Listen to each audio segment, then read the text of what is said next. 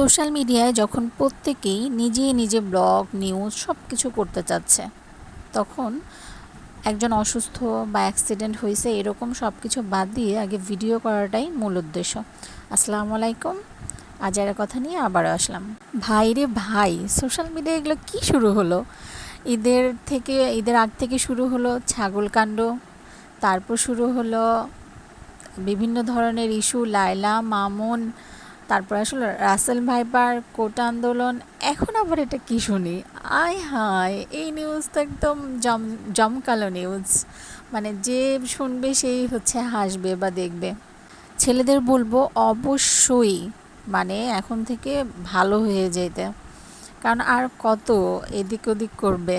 এবার মেয়েরা অনেক সোচ্চার হয়ে গেছে, অনেক মেয়েরা তো একদম কাটাকাটি শুরু করে দিয়েছে।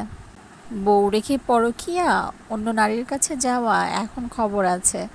মানে ইদানিং নিউজগুলো এরকমই দেখতে আর কি, দেখলাম যে কেটে দিচ্ছে জান পাখি বা ইয়া করে দিচ্ছে।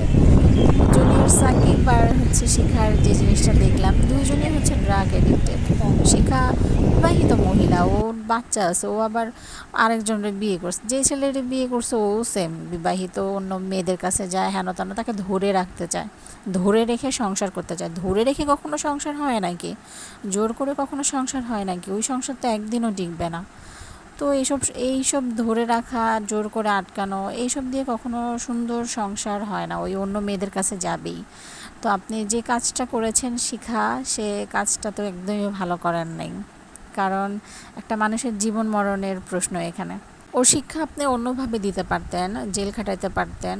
আপনি নিজেই জেলে দিলেন, আবার জেল থেকে আবার নিজেই নিয়ে আসলেন, নিয়ে এসে আবার এই কাণ্ড করলেন। এটা কার কি ক্ষতি হলো? এখন আপনি তো নিজেও জেলে।